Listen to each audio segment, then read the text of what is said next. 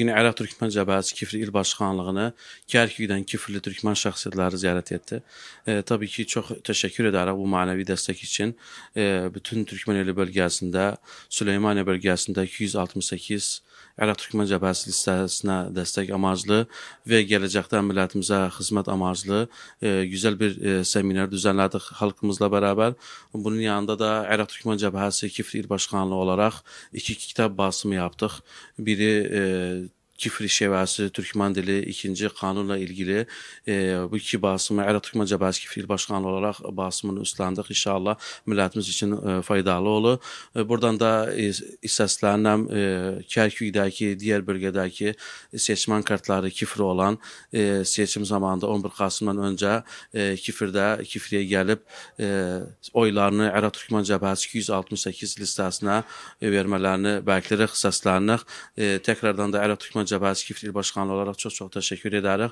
Bu manevi destek için, Kifli ziyaret için Türkmen şahsiyetlerimize çok teşekkür ederiz. Biz Kerkük'te bulunan Kifli Türkmen şahsiyetleri adına bir grup haline geldik. Kifli'deki Irak Türkmen Cəbhəsi Başkanlığı'nı ziyaret ettik. Burada başta Usta Sezgin olmak üzere diğer arkadaşlarla seçimle alakalı bir sohbet toplantısı yaptık. Burada bizim 268 numaralı Irak Türkmen Cəbhəsi listesi adaylar da hazır bulundu. Burada Türkmenlerin Kifli'de son durumla alakalı bazı bilgiler edindik. Aynı zamanda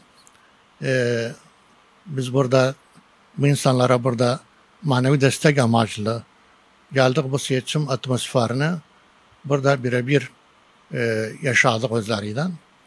Onlara manevi destek verdik. Aynı zamanda bizim mesajımız inşallah seçim günü Kifli'de bulunan Türkmen kardeşlerimiz hep seçime katılıp Irak Türkmen Cəbhəsi listesi 268 numaralı listeye oylarını verirler. Bunun yanında Kerkük'deki Kifli Türkmenler de seçim günü bir saatliğe gelip Kifli'de oylarını kullanabilirler. 268 numaralı Irak Türkmen Cəbhəsi listesine desteklerini sunabilirler. Bu bir milli vazifedir. Mutlaka yerine getirmemiz lazım. Burada Kifli'deki Türkmenlerin varlığını, ağırlığını, sesini, sözünü getirmemiz lazım herkese. Çünkü Kifli aslında bir Türkmen şehridir. Biz bunu kanıtlamamız lazım. Seçimde kendimizi ispatlamamız lazım. İnşallah bizim de Kifli'deki kardeşlerimiz ellerinden geleni yaparlar.